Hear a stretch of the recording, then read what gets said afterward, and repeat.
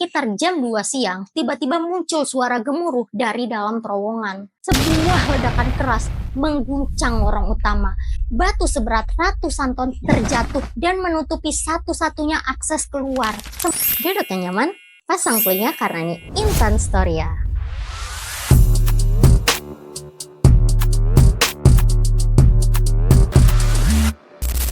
Jangan lupa subscribe ya. Halo warga Storia, gimana kabarnya? Udah mulai pusing belum dengan berita pertambangan yang akhir-akhir ini beredar tentang kontroversi tambang yang ada di Raja Ampat yang isunya udah merusak alam negeri tercinta kita ini. Bahkan di akhir bulan Mei kemarin kita dibuat tercengang dengan berita longsor di lokasi pertambangan yang tepatnya ada di Gunung Kuda, Cirebon. Nah, insiden itu katanya sampai memakan 21 korban jiwa karena tertimpa material longsor. Ya, semua itu tentang pertambangan. Nah, kali ini aku akan bawakan sebuah cerita tentang kisah penambang di Chile yang terjebak di dalam perut bumi. Pada hari itu, tanggal 5 Agustus 2010, sebuah ledakan besar terjadi di dalam tambang San Jose, Chile. Banyak 33 penambang yang sedang bekerja di kedalaman 700 meter terjebak tanpa jalan keluar. Ya bayangin aja, kamu bekerja seperti biasa, masuk ke tambang, tapi tiba-tiba dunia di atas kamu itu menghilang, terputus dan juga gelap. Kamu nggak tahu bisa keluar dari situ dalam kondisi hidup-hidup atau tidak.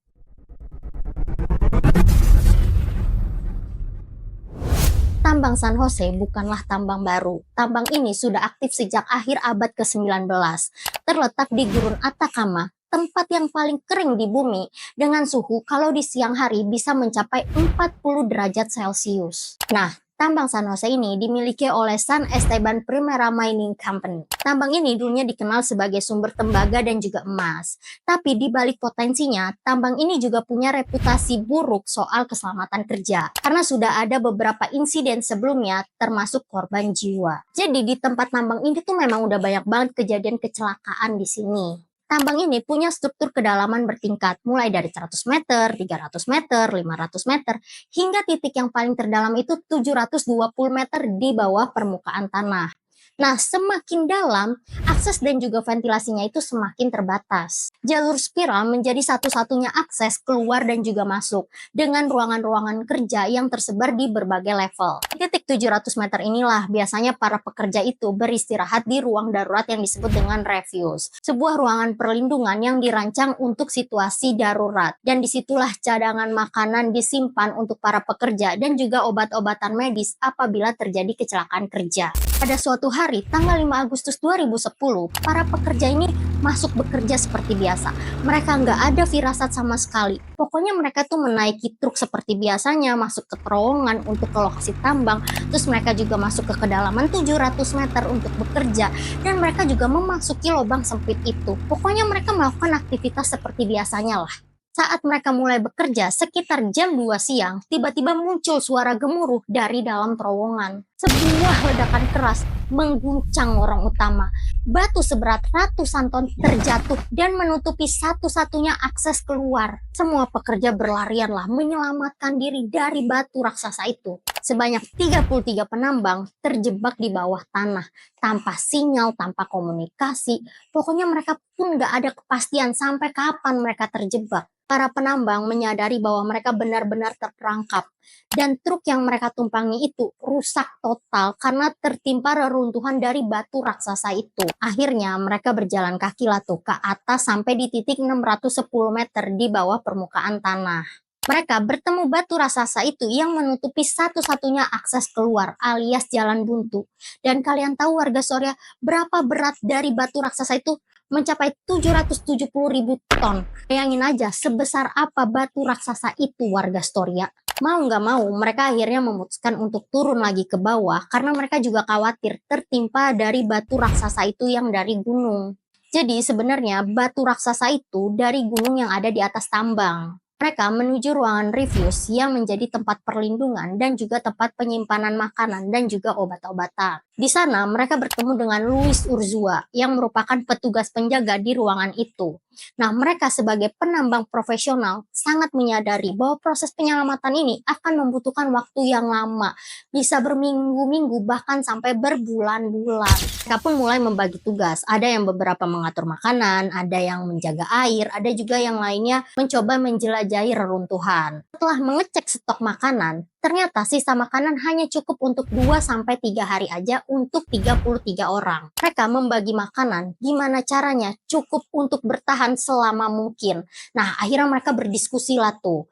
Nah, disitulah akhirnya mereka memutuskan setiap satu orang hanya mendapatkan satu kue dan juga satu sendok tuna yang dicampur air setiap harinya. Dengan menunggu tim penyelamatan dari atas, mereka pun menyadari bahwa proses penyelamatan ini akan memakan waktu yang lama. Nah, mereka pun saling menguatkan baik itu fisik maupun mental. Karena mereka menyadari di dalam tanah itu kan gelap ya. Mereka harus saling menguatkan dan mereka juga percaya bahwa mereka ini akan selamat walaupun kemungkinannya itu sangat kecil. Di atas tanah, perusahaan tambang awalnya nggak segera melaporkan kepada pemerintah. Keluarga yang menunggu udah mulai khawatir karena para pekerja ini nggak kembali. Beberapa jam pertama dipenuhi dengan kepanikan, tapi tetap aja nggak ada tindakan nyata. Dan yang paling menyedihkan, tidak ada yang tahu apakah para penyelamat di atas sana sadar kalau mereka ini masih hidup. Hari demi hari berlalu, tapi justru di saat harapan mereka ini mulai pupus, sesuatu terjadi di hari ke-17.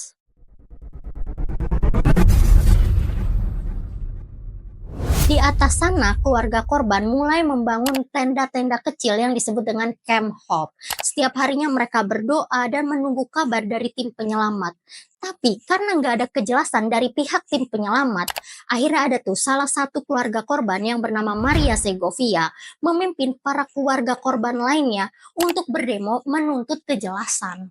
Apakah keluarga mereka masih hidup atau sudah meninggal seperti isu yang sudah beredar di berbagai media? Tim penyelamat sebenarnya mulai bekerja dari hari-hari awal, tapi karena mereka nggak tahu para penambang ini berada di lokasi mana, upaya pengoboran pun dilakukan dengan sangat hati-hati karena mereka khawatir akan terkena dari korban yang ada di bawah tanah ini. Tim bor pun sempat rusak, cuaca juga panas, dan medan batu yang bikin proses ini makin lama. Sampai akhirnya di hari ke-17, tepatnya pada tanggal 22 Agustus 2010, tim penyelamat ini mulai merasa putus asa karena tidak membuahkan hasil. Tapi mereka tetap melanjutkan proses pengeboran itu. Sampai beberapa jam kemudian, salah satu titik pengeboran mencapai ruangan yang diduga menjadi titik aman bagi para penambang yang terjebak. Kemudian, tim penyelamat mendengar suara ketukan dari ujung mesin bor yang menembus tanah itu. Seperti suara kayak ting ting ting.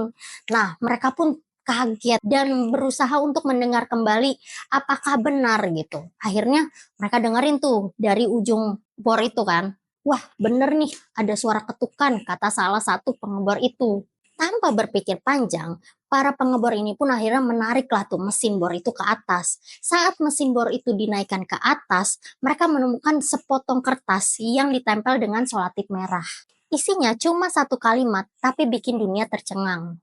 Estamos bien en el blah itulah ya. Pokoknya artinya kami baik-baik saja di ruang perlindungan ke-33 orang. Tim penyelamat dan juga keluarga para penambang langsung nangis terharu. Pemerintah Chile mengumumkan bahwa semua para penambang ini selamat. Dunia pun bersorak. Tapi ini baru awal. Karena tantangan terbesarnya adalah bagaimana mengeluarkan mereka dari dalam sana. Saat itu, para penambang udah mulai kehabisan stok makanan dan mereka pun mulai mengatur jadwal tidur agar mereka ini tidak gila di dalam kegelapan. Pemerintah kemudian udah mulailah tuh menurunkan tabung komunikasi, makanan, vitamin dari lubang bor kecil itu. Nah, mereka jadi tetap bisa saling berkomunikasi. Tapi ya tetap aja mereka harus menunggu selama berbulan-bulan. Karena mesin bor ini susah menembus batu raksasa itu yang menutup satu-satunya akses jalan keluar. Dan satu pertanyaan besar muncul, apakah mereka bisa bertahan sampai lubang penyelamatan ini selesai dibuat? Waktu terus berjalan, upaya penyelamatan mulai jadi taruhan antara teknologi dan juga harapan manusia.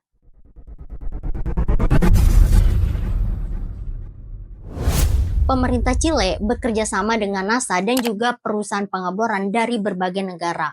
Mereka mulai merancang kapsul penyelamat yang bernama Phoenix. Phoenix adalah kapsul logam sempit yang tingginya kurang lebih 2 meter dan hanya cukup untuk satu orang yang nantinya akan diturunkan ke kedalaman 700 meter. Tapi sebelum semua itu bisa dilakukan, mereka harus menyelesaikan lubang penyelamatan dengan sempurna. Ada 3 tim pengeboran yang bekerja secara paralel. Nah, dengan metode yang berbeda, yaitu ada plan A, plan B, dan plan C. Nah, dari ketiga plan ini, plan B lah yang akhirnya berhasil membuat lubang pertama yang stabil dan juga bisa digunakan. Proses ini memakan waktu berminggu-minggu karena kondisi bebatuan yang keras dan juga resiko adanya longsoran tambahan. Setiap inci pengeboran harus dipastikan aman agar kapsul itu tidak macet atau tersangkut di lubang sempit itu. Dan akhirnya pada tanggal 13 Oktober tahun 2010, kapsul Phoenix ini pertama kali diturunkan ke dalam bumi. Nah, proses evakuasi pun berjalan pelan tapi pasti. Satu persatu para penambang ini dibawa ke atas. Nah, akhirnya mereka pun disambut dengan pelukan hangat dari keluarga dan juga sorak-sorai daripada tim penyelamat. Yang menarik, yang keluar pertama itu bukan pemimpinnya, tapi yang kuat secara fisik untuk memastikan sistem kapsul ini aman. Maksudnya, jika kapsul ini macet atau gagal naik ke atas permukaan, nah si penambang yang kuat ini bisa menggunakan tenaganya untuk naik ke atas permukaan. Setelah beberapa saat, akhirnya penambang pertama ini selamatlah yang bernama Florencio Avalos. Sedangkan pemimpin kelompok itu yang bernama Luis Urzua justru malah keluar yang paling terakhir setelah 22,5 jam berikutnya. Setelah 69 hari, semua para penambang ini berhasil diselamatkan. Tidak ada satupun yang meninggal. Sementara itu, perusahaan pertambangan San Esteban dinyatakan bangkrut setelah proses penyelamatan.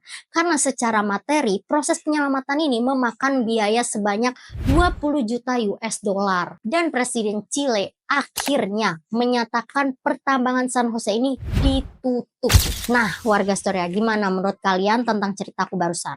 Boleh tulis pendapat kalian di kolom komentar ya. Dan buat kalian yang pengen punya cerita atau topik yang pengen aku bawain, boleh juga ditulis di kolom komentar. Nah, sekian dulu video aku kali ini, dan terima kasih untuk warga Storia yang sudah menonton video ini. Dan jangan lupa like video ini kalau kalian suka, subscribe channel YouTube aku, serta share ke teman-teman kalian agar warga Storia semakin besar, dan juga aktifkan loncengnya agar kalian gak ketinggalan video-video aku berikutnya. Bye-bye.